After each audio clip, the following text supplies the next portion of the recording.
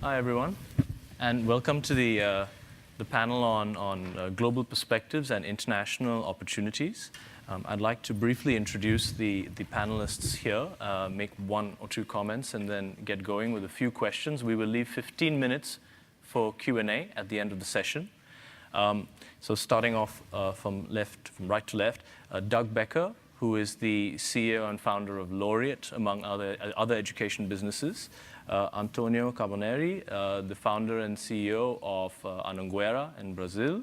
Aseem Chauhan, the Chancellor of Amity University in India. Louis Hsieh, the CFO of New Oriental. And then Louise Rogers, the CEO of TSL in the UK. Before we dive into the questions, just two comments on international education and the opportunity. In emerging markets, it's fairly straightforward that in order for these economies to continue growing, massive investments need to be made in the education system, and those education systems need to keep expanding. And I think that's fairly straightforward to most of the investors, operators, and foundations here. But even in developed markets, education plays a large role in connection to the domestic market or developing market. So for example, in Australia, education has actually become the country's second largest export. Similarly, in the United Kingdom, when new visa regulations were put in for international students or proposed at the end of last year, the opposition didn't come from the immigration lobby. The opposition came from Vince Cable, the Secretary of Commerce, saying that we will lose a massive amount of profit from the system if we were to stop international students coming in and expanding the industry. So clearly, international education is playing a bigger and bigger role in the scheme of the education industry. With that introduction, I'd like to pose one question for the whole panel, and I'll have Doug start and maybe move from right to left, which is education is a relatively new industry. And in just a couple of minutes, could you describe the story by which you have ended up in the education industry? And when you started in education, what was your impression of its growth potential relative to your impression today? Well, I think for many of the people involved in education, it may not have really started purely as a commercial venture. I think that many people are attracted by the fact that they think they can make an impact. There's a gap that they want to fill or a problem that they'd like to solve. And certainly in my own case, that's how it started. I started with an educational software company that taught people how to use word processors. Of course, now I'll have to explain to my kids what a word processor is. But then over the years, had the chance to migrate into many other aspects of education, including K through 12, and now most of my time spent on higher education. But I still think it's the same concept. Either you're looking to fill a gap, or you're looking to make a difference, or you're looking to do both. And for me, that's what's really drawn me to the field. Antonio? Yeah. I started the business. Anhanguera was a non-profit organization because in Brazil, before '96, it was not permitted to be a commercial or industry. Just like association, foundation, a non-profit. After '96, we built a company just thinking how to bring to the young people in Brazil the opportunity to get a university degree. Because in Brazil, we have a lot of federal universities, but they only work during the day and not in the evening. And the young workers, how to study. Then we built a model, new kind of curriculums, and in the first 3 years, I suppose, I had 10,000 students. And it began '94. In 2006, we prepared to go public. In 2007, I had 30,000 students. And now, 350,000 students in 15, 16 years. I suppose the success of this organization is the practical curriculum, good teachers, trained and retrained teachers, and a good management. Excellent. Aseem? Yes, I was born in and raised in Germany, came to the US for my university, and ended up in private equity. But throughout, there was a sort of magnetic attraction towards education for a few reasons. One, all four of my grandparents had been in education, and from the speakers that I heard yesterday as well, many people had been associated with parents or other people in the family in education, and I think that does have an influence. Also, I had a deep conviction that, especially for countries like India and Brazil and China, which are in an earlier stage of development of the economy, that one of the very crucial pillars that has to be there in a big way has to be education. And our family had a foundation in India in a smaller way to contribute to education development. And the growth of it really came as an automatic impact of the great supply-demand mismatch between what the demand was for quality education and the supply of relatively inefficient and low-quality education being provided for the masses. There are pockets of excellence, but for the broad base, there was actually nothing. And that has fueled the great growth of Amity. Lewis. Thanks. I ended up in Chinese private education. I was recruited by headhunters and investment banks to help New Oriental IPO the company. At the time, I had about 10 or 11 companies chasing me at the time because of Baidu's successful IPO in China. And the only company I'd ever heard of was New Oriental. And I'd even heard of them 10 years before that.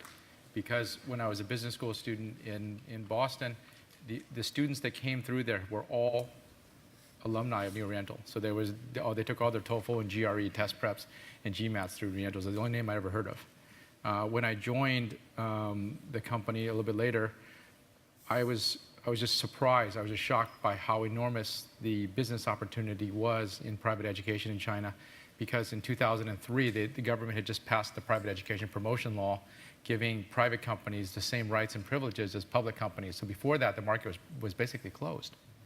And so that created this enormous opportunity. And you're talking to somebody who worked in tech banking here in the Silicon Valley for a number of years, so I know how big the enormous opportunity here is in Silicon Valley.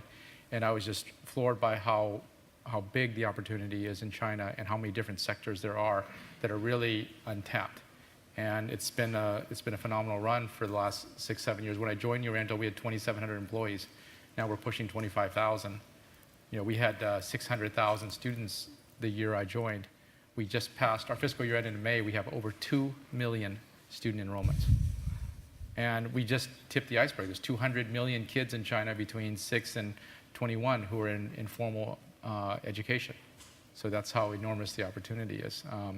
And we're just very pleased to be in that market at this time in China's history. Louise.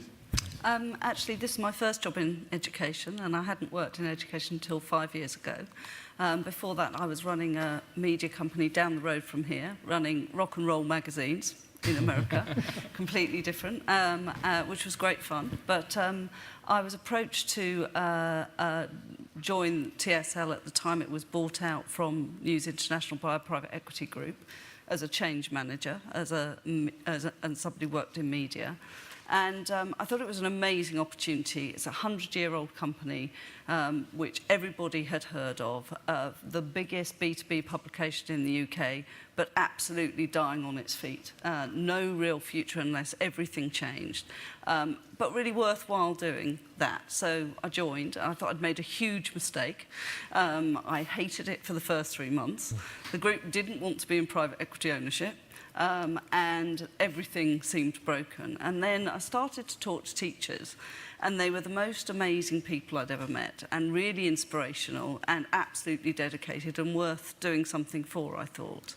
So I've been there ever since. And there's definitely a pattern, I think, within this group, but also broadly within international education of starting as a social cause, starting from technology or media, and now formalizing the sector. And just starting with this, a question specifically for Doug. Laureate is one of the most global higher education businesses. It's a business that has found success. What does that mean, one of the most? The most. There Start you go. over. Platitude. And in order to drive growth, you've adapted your model to different geographies, and for a while you actually relocated to Hong Kong to push Laureate's growth in Asia. Could you talk about the potential for Asia as you see it now, a few years down the road from that move, and why has Asia been challenging for some operators and investors from the West? Sure. Well, it's been an interesting dynamic for us, and I think for many others. Many of the international companies are international by definition because they're outside of the United States, but they're still domestic to their country. And Brazil would be a great example. Anhanguera, great leading company in its country. And what we realized was to build a scalable business on a global basis, the most scalable business, we needed a strategy that would be different from each country to the next. So we would have a different competitive set in each country, and we might be willing to provide a different range of services. In our case, those still bounded within degree granting higher education, and in our case, generally speaking, bachelor's degree and above. So that's the way we defined broadly the opportunity. A lot of our work started in the Spanish-speaking world. We expanded very broadly throughout Latin America.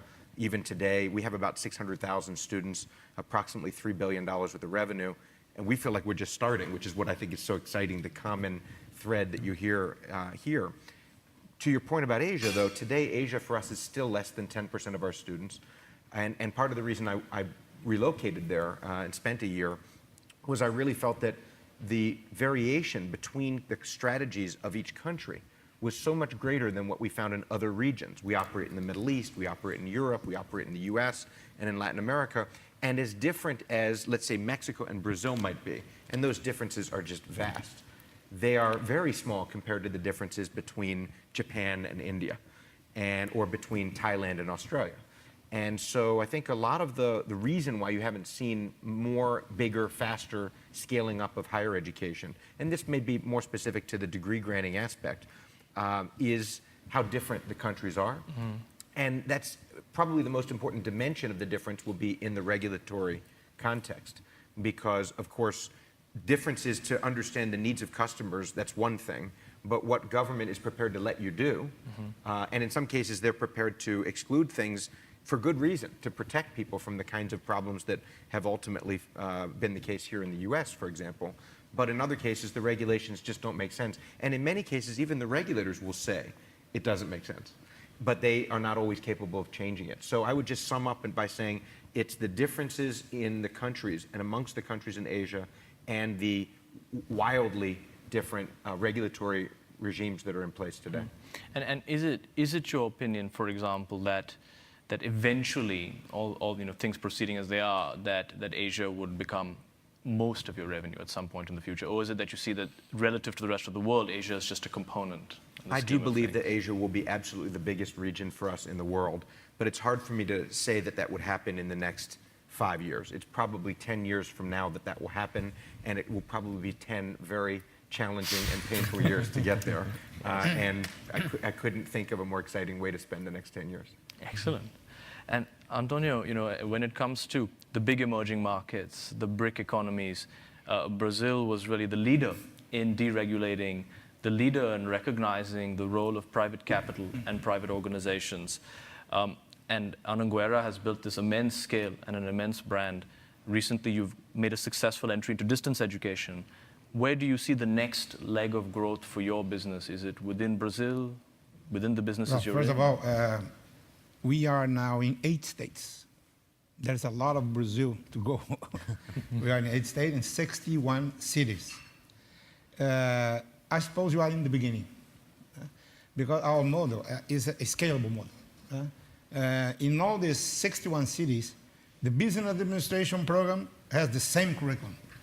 The law program, the same curriculum, and so on. Then I have a textbook program with all of disciplines. When the student enroll in the campus, he receive a pack of books. I'm selling today about 1 million books per semester to the students. And the price is about 20% of the cover price. I suppose we're in the beginning because mainly evening programs we have. And I suppose we can double our capacity in 2 or 3 years at most. Then I should like to think about Latin America first, not Asia. Don't go there first. But I think Latin America will receive it well, because I suppose the curriculum that Anhanguera developed is for a generation. It's not for rich or for poor. It's the new generation that's coming. This is what the curriculum was made for. Mm-hmm. I suppose the success of this curriculum is this kind of a vision we have. Now, you've mentioned the scalability of Anhanguera, and within a country as a private operator, it is practically unique in terms of campus-based education. What have you done so differently that has allowed you to reach this scale relative to your competitors in Brazil? And what perhaps are the lessons for some of the other operators in higher education that are earlier in the curve, for example, in India? Listen, first of all, I think that university must go where the students are. We are not a downtown university. We are a neighborhood college, first of all. Second, the price. It's affordable price. Third, quality. I put in third, but it's not the last one. Because the student perceive the quality after one semester of school, not in advertisement, you know. Then I suppose these three pillars are fundamentals to developing the future of Anhanguera Group. Excellent. Localization, price, and quality. Excellent. And now, Asim, you know, it's interesting, Brazil is quite well, I shouldn't say well explored, but it is known to investors and operators, Laureate or DeVry or Apollo. China is certainly better known than India in that there are many publicly listed Chinese companies in the West, and there are successful foreign investments in the Chinese education sector and higher education sector. The elephant in the room, so to speak, is India. Yes, And how does an international or a Western or even another Asian operator successfully engage with India? Because the last few years we've seen, you know, a lot of pain for very little gain. Good question, Karan. What I'll do is I'll break it up in three different parts, only because I think in the audience we have operators, and operators we have seen, these I've met, you know, on the sort of traditional non-profit private side, also for-profit institutions and universities also. But then there are also a lot of companies here which are technology companies that are doing enabling technologies, either in content or other things. And thirdly, there might also be investors here. So and the perspective to India is different from all three of them. So very briefly, for the universities or institutions here who want to operate in India, I think there's a very compelling reason. I don't think we need to belabor the reasons why 56% of the population below the age of 30, gross enrollment ratio of higher education at around 15%. By any measure, the National Knowledge Commission projects that 1,000 more universities are required in India, 15 to 20,000 more schools are required in India. So we are, at the moment, opening up decades of pent-up demand. So for universities and institutions, clearly there is a great market that can be tapped. There are a lot of different ways to do it, and the big challenge clearly in India is the regulatory framework. We are a highly regulated country in terms of education, in which universities and schools have to be operated through non-profit foundations or societies. But at the same time, we see a lot of activity of universities active in India, and it happens in a few different ways.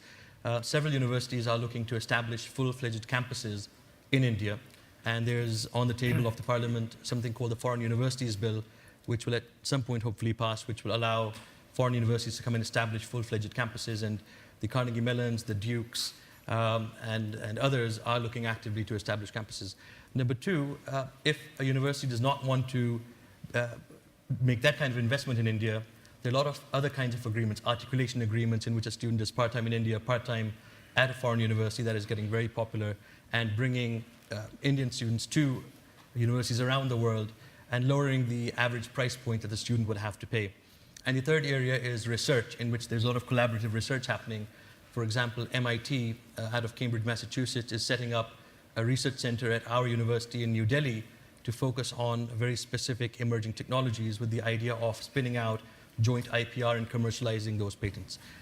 With the University of California and Davis, we're running a Bill and Melinda Gates funded project in India across 14 states, asking the question, what can we do for the most marginalized farmers in India? So that kind of intellectual and expertise exchange, that is, you know, sort of third component of the university and institution grouping.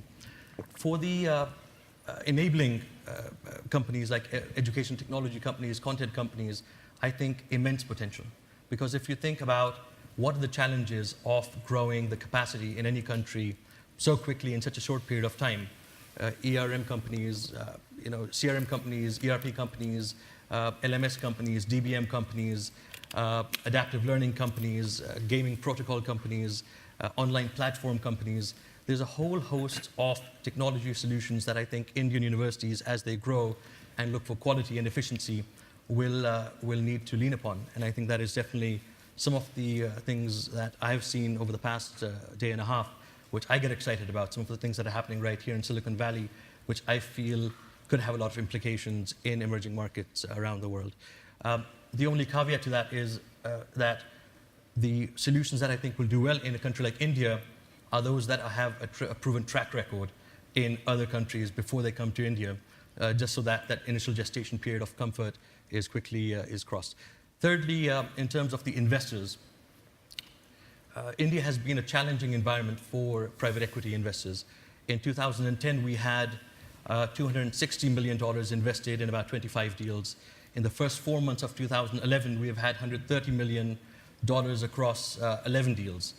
The reason why the deals are small is because of the regulatory environment, and the investments are generally across areas that are unregulated. So tutoring businesses, test prep businesses, preschool businesses. And I think as the regulation changes, those investments could potentially get bigger, and the private equity firms that are looking at India now will be in good position to take advantage of that. Thank you for that. And there's a second question for Aseem in that you know, I know that Doug will probably have looked at this, and it'd be good to get Doug's comments on this, but Africa. You know, Africa is, as a continent, should have similar growth characteristics as India. It should have a similar issue of deficient quality from the public sector, with room for the private sector to enter. And Amity has done so. Yes. Is there any way you could comment on your reflections on the potential of Africa, on what has helped your business succeed there to date? And it would be good to get Doug's reflections on how Laureate has considered Africa. Absolutely. No, we are very bullish on Africa in the longer term.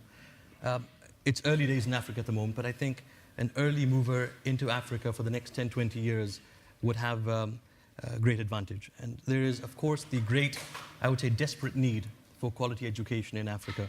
The way we have approached it at the moment is through VSAT technology, in which we are broadcasting lectures from India into about 53 African countries and ramping up very quickly. It began as a Government of India grant and aid project, in which we were one of the few universities who were selected to provide content for the project. But more and more, we are now taking over the project as a standalone university and offering programs in a variety of different areas to students in the 53 countries. What's exciting about Africa is that they're very keen, and they're very open to invite anyone who can provide quality education into the countries. It's also a very risky area. You know, the political shifts that keep happening, the instability of some of the countries. I think one has to be careful when one goes in, especially to make larger investments. But if one can find models and ways to operate in that comfort level zone, I think there's great potential. We have established one university in Mauritius, and we are now looking to establish universities across 7 more countries in Africa over the next few years. But having provided the online education and VSAT technology education in Africa gave us brand recognition and comfort and connections in the countries so that we could roll out in a more meaningful bricks and mortar way as well. Also, having a business in Mauritius helps you get to the beach. Yes, as someone had pointed out earlier. So, yeah. Doug, your reflections on... I think Africa is a little bit like Asia in that the regions are so distinct. So a strategy for North Africa would be completely different from a strategy for another region, or going by language. For example, Professor, I think you should go to Angola before you come to the rest of Latin America, where we're waiting for you. But just kidding. But I think that, so that's what makes it exciting, but very difficult. The strategy for how you would approach French-speaking Africa would be completely different from the Lusophone countries, for example. But the opportunity is there. I would say the barriers are immense, because the price points would be low, and while the governments are very welcoming, there's a lot of dysfunction, a lot of corruption, and for the kind of, and of course there's corruption everywhere, and the job of responsible managers is to build businesses and build cultures of institutions that don't tolerate that. But it's very difficult in countries where it's endemic, and where you would end up having to go to the various highest levels in the government to find the kind of support you would need to be able to successfully operate to the international and ethical standard that everyone would expect of you. But on the other hand, the social impact that you could make in a place like Africa, to me, it would be a dream come true. And we've thought about things like even pursuing Africa as a nonprofit initiative.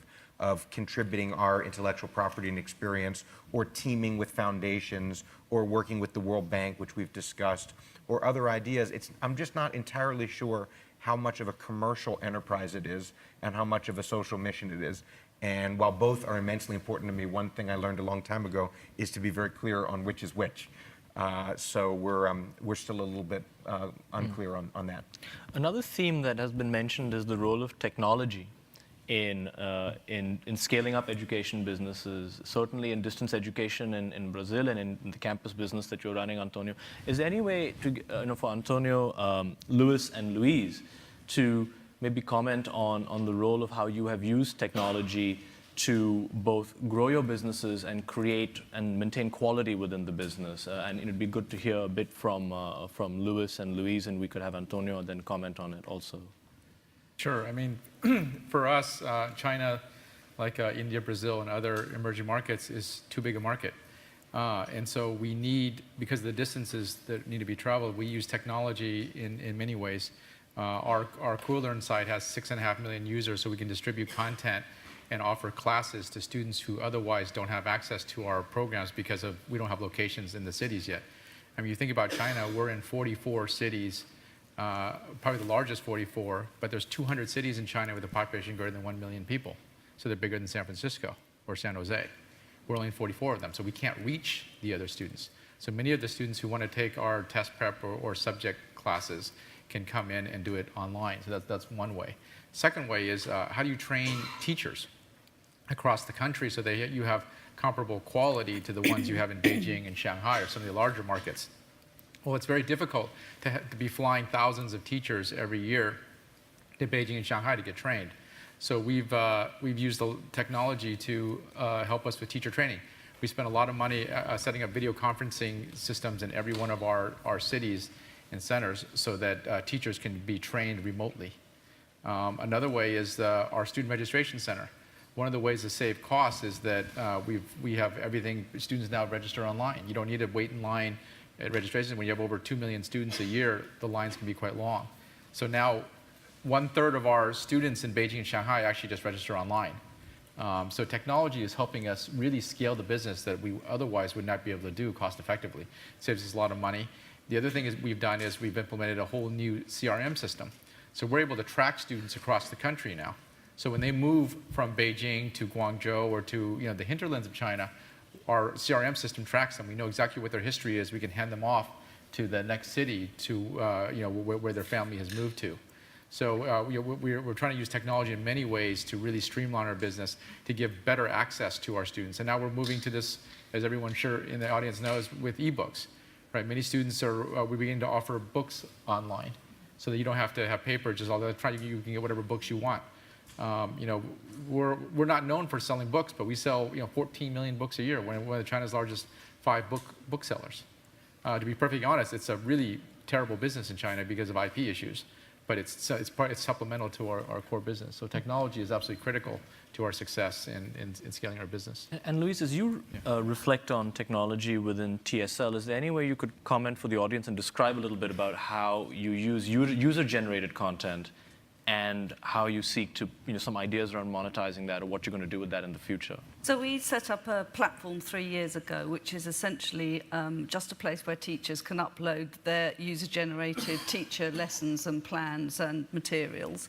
And it is, at its simplest, an electronic filing cabinet.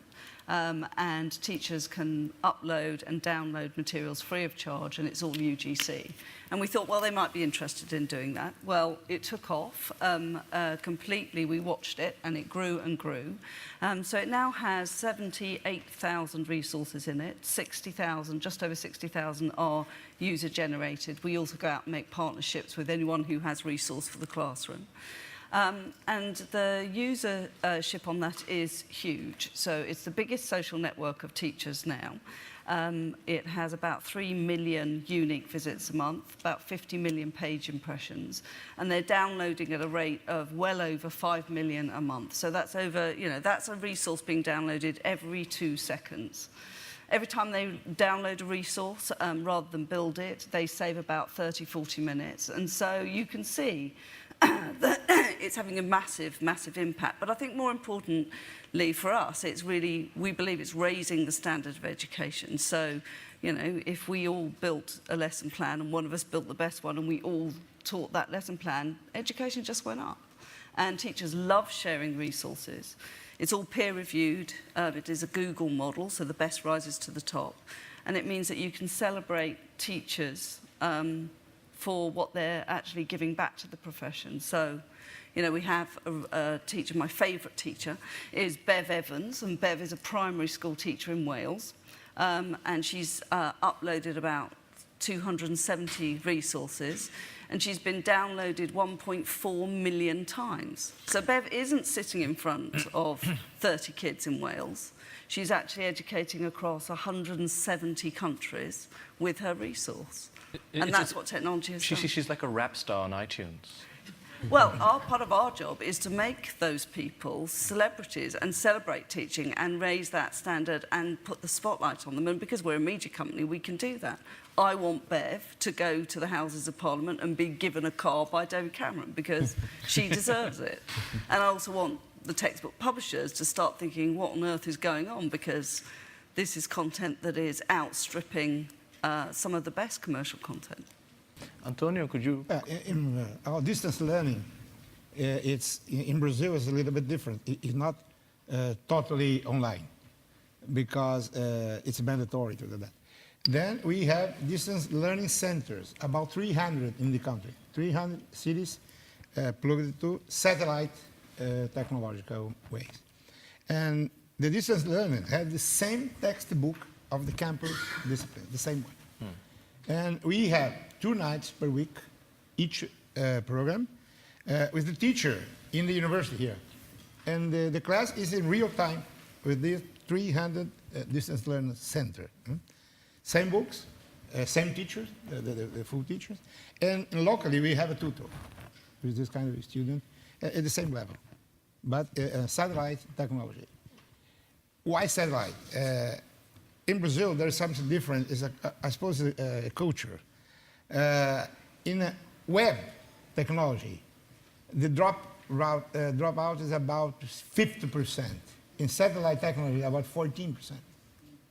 It's a question of a social group, I suppose, participation, and it's a cultural problem. But it's working well. Excellent.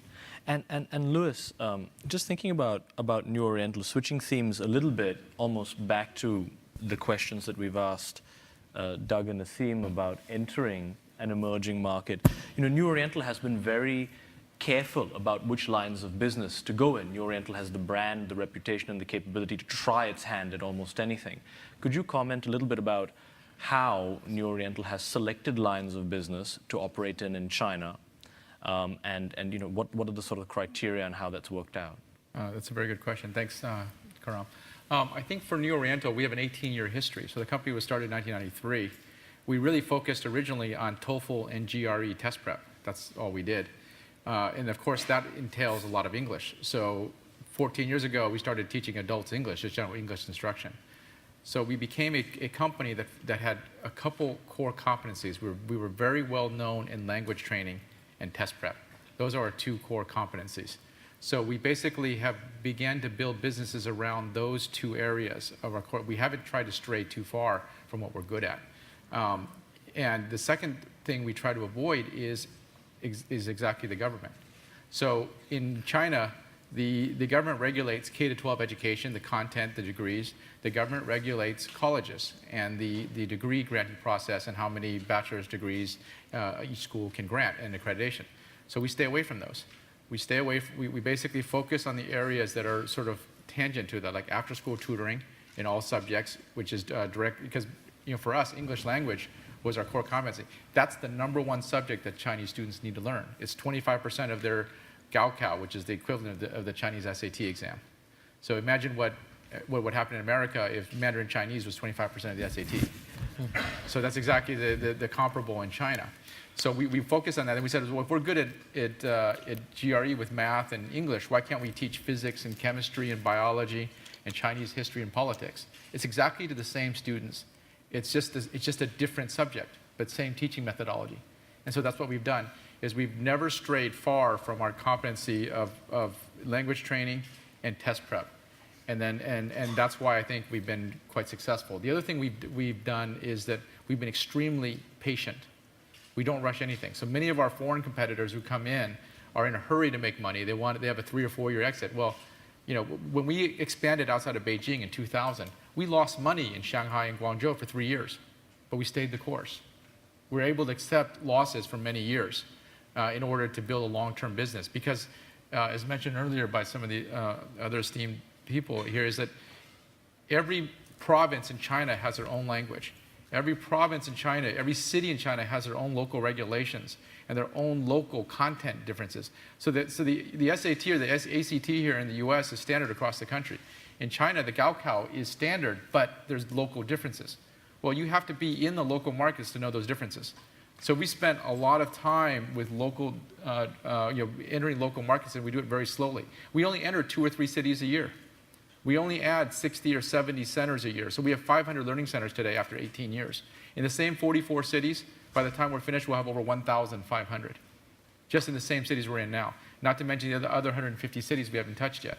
So it's patience, it's local knowledge, and it's sticking to what you're good at. And to be honest, without getting too much, it's sort of avoiding government regulation. Because the government will basically regulate the profit out of that area. Excellent. Yeah. So being cognizant of getting everybody to lunch on time, perhaps we could switch to Q&A from the audience. So there'll be some mics passed around.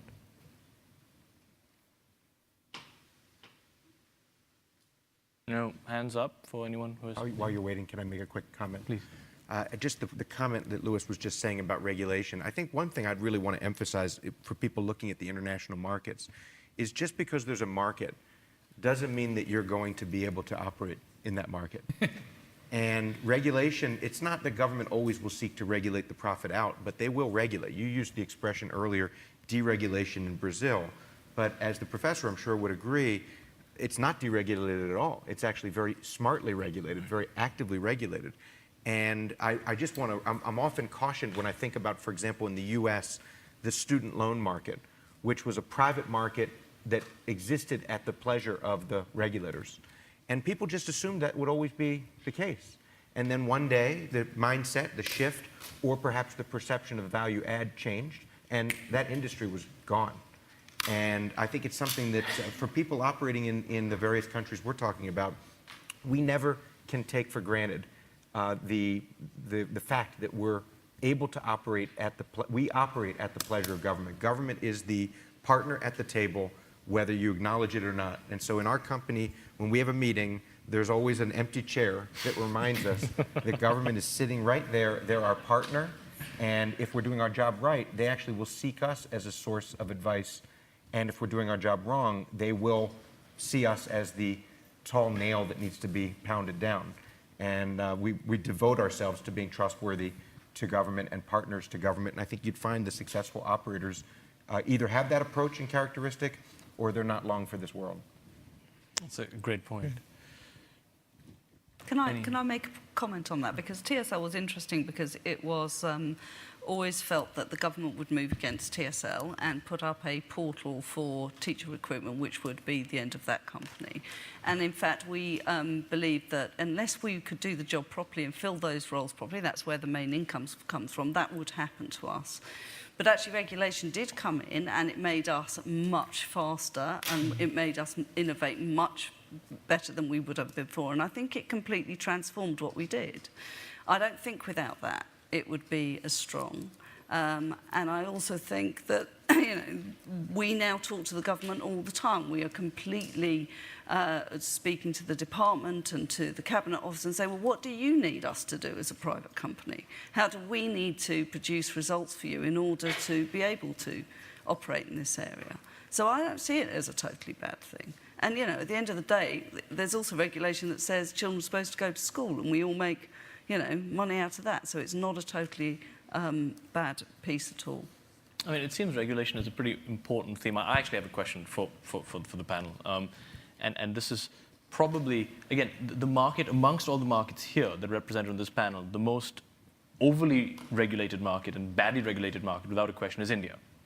And I guess my question to Aseem is, how do you engage with a government that, questionably does not even have the best of intentions on the table? How do you deal with a government like that? Yeah, well, I would disagree a little bit on that, because I think the intentions are there, and you know who the players are, and the ministers and the senior level people do want to head in the right direction. Everyone wants a positive outcome. But being a democracy, being a coalition government, I think it's sometimes difficult to push through what exactly you want at the right time. I think India is moving in the right direction, and I also agree with Doug on the point that better regulation is sometimes better than no regulation. And we always say that we need to think of new frameworks to look at education and how it's monitored, as opposed to no regulation, which would possibly cause more chaos than do good. And we do work with the government very closely. I think it is a dialogue. And at the moment, the two statutory bodies in India, the University Grants Commission and the All India Council for Technical Education, we are debating and discussing with the government that those should be abolished and a new framework in India should come up, which is the National Council for Higher Education and Research. And we as a private player have very much been a part of that dialogue to create new ideas about how it is done. And we bring in ideas from our experience, what's happening on the ground. So I think partnership with government, especially if you're in these areas which are regulated, is very crucial. Just one thing I would like to add also, I think what's also exciting in India at the moment is that there are successful models being seen which have been developed on a low-cost basis. So when we go into Africa, where the price points are very low, we can bring the learning and the modes and mechanisms and technologies to the table that operate very effectively in a very cost-effective way. As I've been hearing some of the things happening in the US, and India has always been learning from the US. I mean, the US is still the model higher education system for any country in the world. We look at the universities here and learn from it. But I think there are some things happening in emerging markets that can be transplanted into other parts of the world because of the low cost efficiency that is coming out. In Brazil, the regulation deals mainly with quality standards, not economic standards. In fact, we are deregulated in economic stats. Now you could put your money, could get your money, well, no trouble. But in quality standards, we are very regulated. That's where the government put his hand. That's an empty chair, he said. It's about quality. Excellent. I have a question here.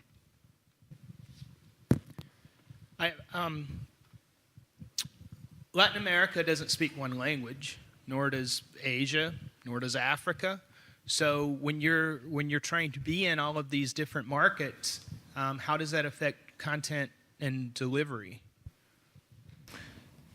Well, I'm mainly in Brazil, just Portuguese. But if I thought to go Latin America, the other side is Spanish. It's easier too. I mean, of course, it's difficult to be for there. Doug, I think Doug is the guy teachers are that all needs to answer Brazilians. this. The teachers are all Brazilians. But Laureate operates across so many geographies. 28 countries. I think we started with one. It's a great question because for us, we started with one language. And we actually spent a long time, this is 12 years ago, debating what should that language be. And the English, which was logical for us, we realized that the English-speaking countries were generally the better served countries. So then we thought of other languages, and Spanish made a lot of sense. We started in Spain. We went to the next two Spanish-speaking investment-grade countries at the time, Mexico and Chile, and then we went everywhere. But it allowed us to start with transferable management, best practices, curriculum. Having one language was very helpful. Most companies, their approach would be start with English. And I think actually, unless they're teaching English, like what Louis does so well in China, I think actually you wouldn't get anywhere near the kind of traction that you could get if you're prepared to adapt to the language requirements and cultural requirements and regulatory requirements in each country or even each province within a country or state within a country. Does TSL plan to modify its offering to, for example, have a Mandarin site or a Spanish language site? We'll be doing two things this year. So, we'll be looking at India as a market, and we'll be looking to modify the language for that. But mainly we're looking at where take-up is already high. So, for instance, I think that I was having a look at the other day and you suddenly realise you've got 9% of all Australian teachers. Well, that's really odd. So maybe you go off and do something in Australia, but I think we'll be driven by those people who are already engaging with this. Hi, my name is Bhargav Sri Prakash, and I'm here with Friends Learn. But this is a topic that's really close to me. Myself was an international student to the US for graduate school many years ago. And actually, Friends Learn is making the official social 3D game on Facebook to market America as the destination for higher ed to the world and recruiting international students. But given all your perspectives, I want to know that as we see it, the trend is it is a global marketplace for education, and America is looking to be the destination to the world in terms of being a source of education. So how do these countries, making that assumption that that is a strategy that's going to win out in the long term, how do these different countries that you operate in think of attracting international students and internationalizing education to deliver higher quality education in these regions? Take that, Karan. Well, I mean, speaking from New Oriental's perspective in China, we do two things. One, it's very important to us is that our fastest growing business is actually younger Chinese students who want to study in the United States. So if you take away, side point, if you look at the balance of trade payments between the US and China, China spends about $18 billion a year sending students abroad. 289,000 students left China last year to study abroad. So second to Boeing aircraft, that's the two areas that the U.S. gets a balance of trade credit with China, is education. So the U.S. is definitely the first destination. We have over 40,000 students who are coming to the U.S. directly for college, and over 100,000 internationally. So it goes the U.S. is first choice for most Chinese students, U.K. is second, and then probably Australia, Canada, and other countries thereafter. So that's one side and Chinese students are coming not just for graduate students in school anymore, but for undergraduate and for high school. So one of our fastest growing tests now is the SSAT and TOEFL Junior.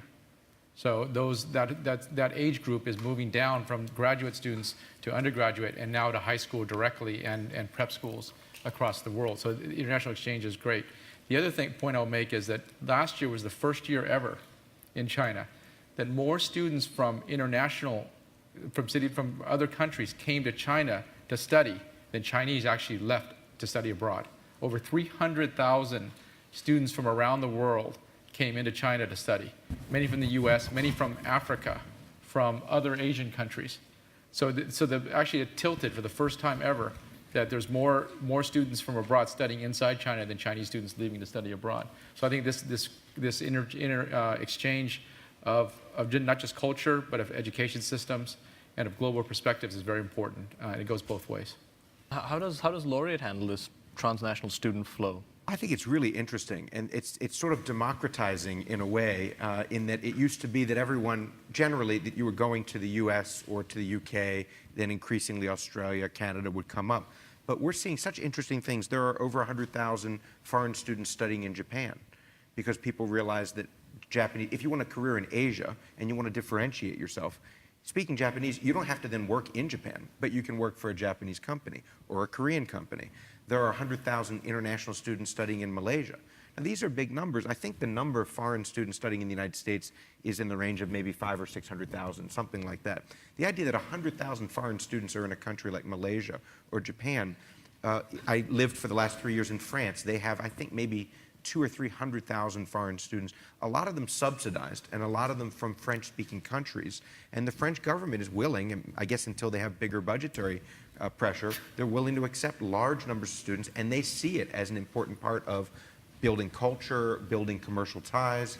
Germany has done the same thing, just massive subsidies to allow foreign students to come, and they're going to need it because that's where they're going to get the workforce based on the declining an aging population. So the dynamic, some countries do it for pride. There's a big push for Turkey, for example, which has become such a force in its region to want international students purely as a function of stature. But until very recently, if you couldn't pass their Gaokao, their Turkish test, you couldn't study in Turkey.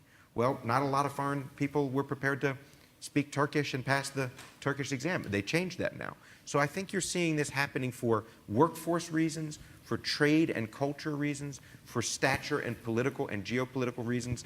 To me, I think it's one of the I'm not sure what the commercial play is, or even if there is one, I think there's probably 10 commercial plays, and maybe 9 of them are bad.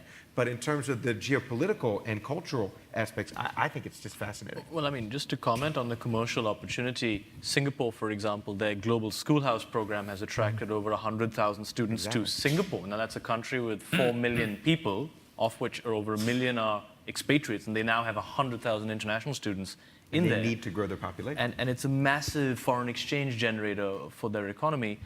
Amity has an institute in Singapore, and Yes. you know, one theme that Parthanon has been talking about is Malaysia and Singapore as a way of playing India and China, because they are more friendly regulatory environments, more suitable infrastructure. Yes. And you know, Seem, what's been your experience in Singapore on that? And absolutely. I think more broadly than Singapore, I would like to say that the idea of global education is very important now. And that's why, although we are predominantly a group in India, we have developed campuses in London and Singapore and Mauritius and now in Dubai and other parts in the world, because there's an interest for students to be in other parts of the world while they're studying. And last year alone, we sent 5,000 students from India to our other campuses who just wanted to go for a short period of time. Some of them can't afford to go to a foreign university for longer periods of time, but to get that experience while they travel around, and Singapore has been a very popular destination. And when they do that, they also interact with the local students we have at those campuses. So I think that merging and sort of exchange of ideas is very important, and at our group, it's part of our core philosophy, that the globalization of education and how do we make offerings for students, that is crucial. We have a program in which a student does a third of their MBA in India, a third in London, a third in New York, and that's in collaboration with NYU. So I think these kind of programs will be very popular.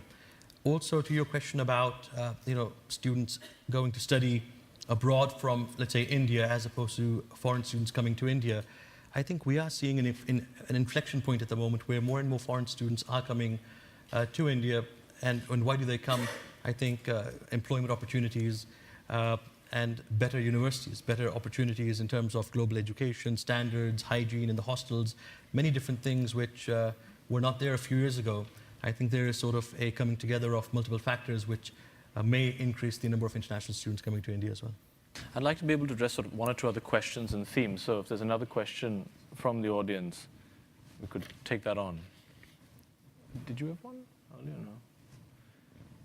We can stay on this theme then. Okay. There we go. Oh.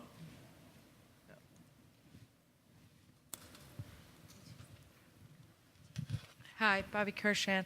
I'd like to ask the woman from TSL, in terms of all of these resources and teachers, how are you leveraging? It's free, so what's the monetary value of it, and how do you see that feeding into changing teacher education in terms of teachers? I think the largest growing for-profit opportunity worldwide may be in teacher education and educational growth. As we're educating more and more people, the schools that are the for-profit schools are having problem finding educators. So you've got these teachers building this curriculum for free, and how does that impact teacher education? So I think on the monetisation issue, we'll start experimenting with that this year. I think that the UGC, we won't charge for the UGC. I think when we do look at resources that have been particularly popular, there is an opportunity to repackage that and share revenue with the people who produced it. I think that's an interesting model for us. We're also interested in the home market. So we think that in the UK, the tutoring market is worth somewhere between £1 and £1.5 billion.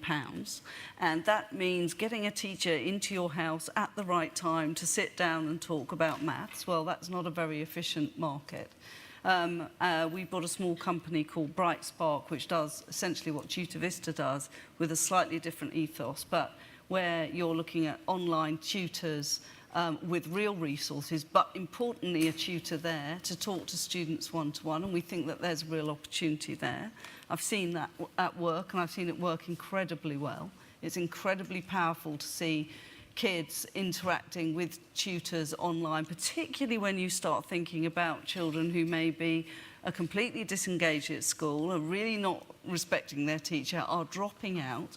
Actually giving them an online relationship, education relationship is a really interesting area, I think.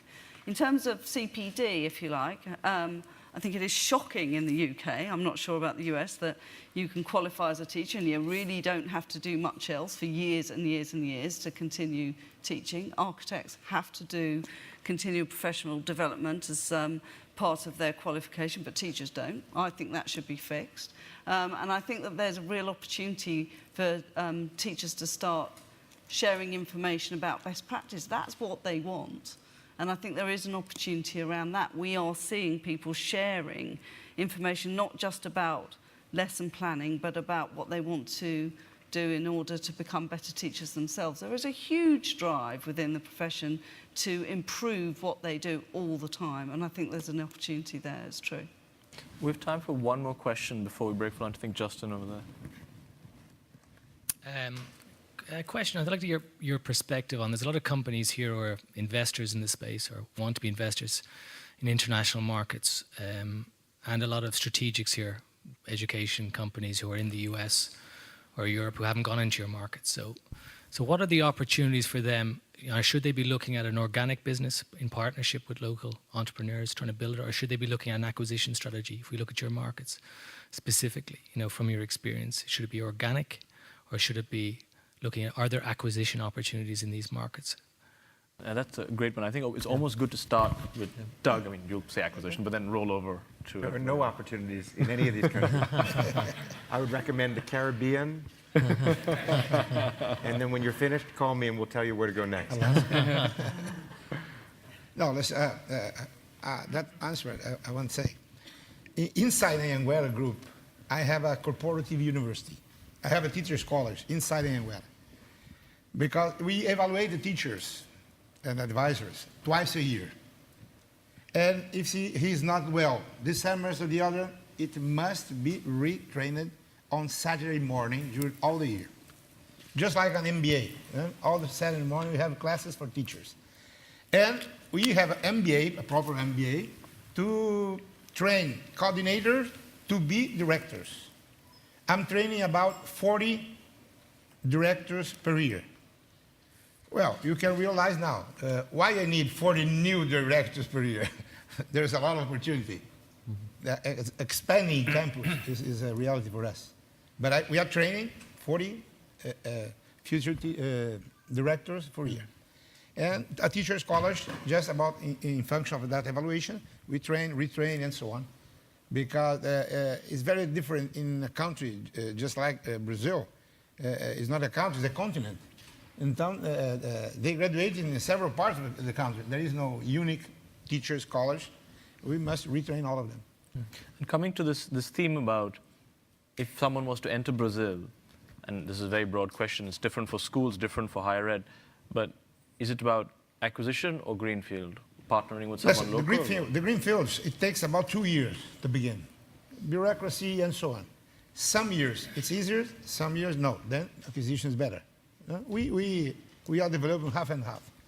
But in Brazil, we have about 2,700 colleges. I suppose 30% are commercial ones. The other ones are non-profit, foundations, and so there's no much opportunity to buy. Yeah. So I think to answer your question, it really depends what area you want to play in. India is still very early days to be able to offer a lot of opportunities that are acquisition ready. From all the private equity investments made, there's only been really one real exit, which was Sequoia and Lightspeed Ventures selling their stake in Tutor Vista to Pearson, and maybe 2 more coming up over the next few months. So as such, the targets are very few. Also, because of the great interest in education in India and a lot of capital already being on the ground, we have seen that there have been very high valuation expectations. So there's already been a bit of an overheating in the market, despite the fact that not many deals are happening. So I think that when one goes to look for acquisition opportunities, I think that can be a barrier also. In terms of establishing greenfield, it really depends what you want to do. If you want to operate in the unregulated areas, you know, the tutoring, the test prep, the preschools, that is actually easier to get off the ground. You know, you can start with less capital. There's not really any barrier to entry.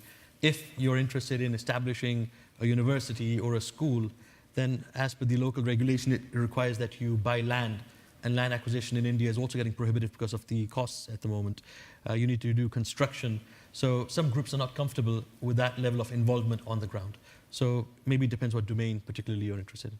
It would be good to sort of conclude the panel with remarks from Louis on China in this theme. Well, I think China's been a hotbed for foreign investment in education. I think since New Oriental IPO'd 5 years ago, there's been over $1 billion in private equity money that's flowed in the education sector. And you saw a flood of Chinese education IPOs at the end of last year. So you've seen that money begin to exit already. So similar to what Asim has said, though, it depends on what area you want to play in. So I think for higher education, it's a very long road. So I think as acquisition is probably a more preferred route because you have to get accreditation from the Ministry of Education. You have to build this big piece of land, build dorms, recruit students. It takes years and years. So unless you have a longer than 10-year horizon, I would think that higher education is a very difficult post-secondary to be starting a college from scratch. I think where we play in after-school tutoring and test preparation and language training, we have 30,000 competitors. It's pretty easy to start a new business. I mean, we have thousands of competitors.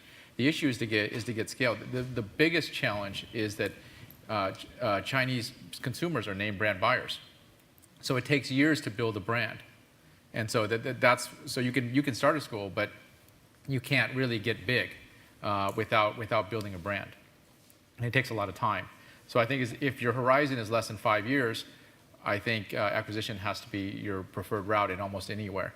If your horizon is longer than 5 years and you can be very, very patient, then I would think greenfield is a good opportunity in many areas outside of outside of post-secondary degree granting area in China. Excellent. So I think that was the time we had allocated for the panel. I'd like to thank our panelists for their excellent contributions today.